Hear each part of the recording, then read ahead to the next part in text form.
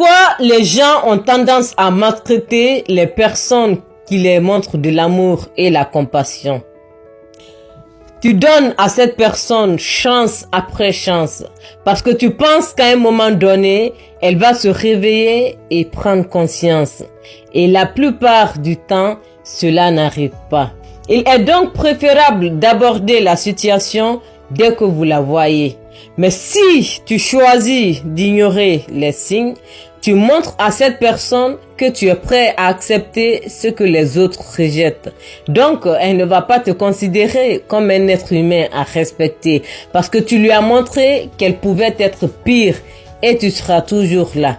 Il y a des gens en prison à vie parce qu'ils sont restés avec la mauvaise personne. Il y a des gens qui ont gâché toute leur vie à cause d'une relation toxique parce qu'ils ont réagi de manière excessive avec la mauvaise personne. Il y a des gens qui sont en dépression, qui traversent la misère parce qu'ils sont restés avec la mauvaise personne. C'est pourquoi qu'il faut aborder la situation dès que vous la voyez et de ne pas essayer de l'ignorer. Vous devez comprendre qu'on ne peut pas changer une personne toxique qui ne voit pas de problème dans ses actions. On ne peut pas changer une personne toxique qui ne se remet jamais en question.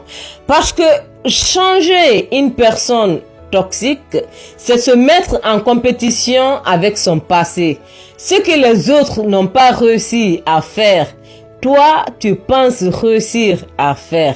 Et ça, c'est tomber amoureux de son imagination, c'est vivre dans l'illusion et c'est un combat qui est perdu d'avance. Parce qu'une personne toxique ne se remet jamais en question. C'est pourquoi qu'il ne faut pas développer cette mentalité de vouloir changer les gens.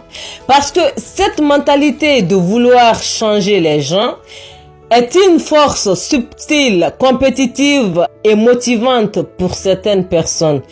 Et si elles réussissent dans ça, elles se croient meilleures que les autres. Il ne faut pas rester longtemps dans une relation toxique.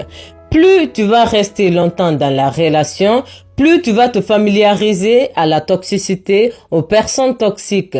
Et quand tu te familiarises aux personnes toxiques, à chaque fois que tu te retrouves dans une relation où on te montre de l'amour et la compassion, tu vas trouver cette relation ennuyeuse, bizarre et inconfortable parce que ça ne t'est pas familier. Et comme ça ne t'est pas familier, tu vas maltraiter et rejeter la personne qui essaye de te montrer son amour. Quand on est addict aux relations toxiques, ça devient comme un défi d'accueillir les bonnes personnes. Parce qu'on recherche une certaine forme de dopamine. Et si on ne retrouve pas cette forme de dopamine, on va trouver la personne bizarre. L'être humain a tendance à aller vers ce qui lui est familier. On préfère parfois rester dans un schéma négatif bien connu qui nous procure un sentiment de sécurité que de prendre le risque d'en changer. Parce que laisser partir les gens au moment où ils doivent partir est inconfortable. Et comme tu n'aimes pas te retrouver dans cette situation inconfortable, tu vas encore retrouver le chemin de la toxicité avec les mêmes relations toxiques, avec le même schéma répétitif. Et tu finis par croire que c'est normal de se battre et de souffrir dans une relation.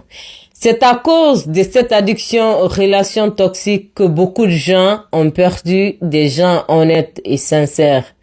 Parce qu'ils sont addicts aux personnes toxiques. La seule façon de quitter une relation toxique et d'éviter que le même schéma se répète est de comprendre qu'une relation saine n'est pas ennuyeuse.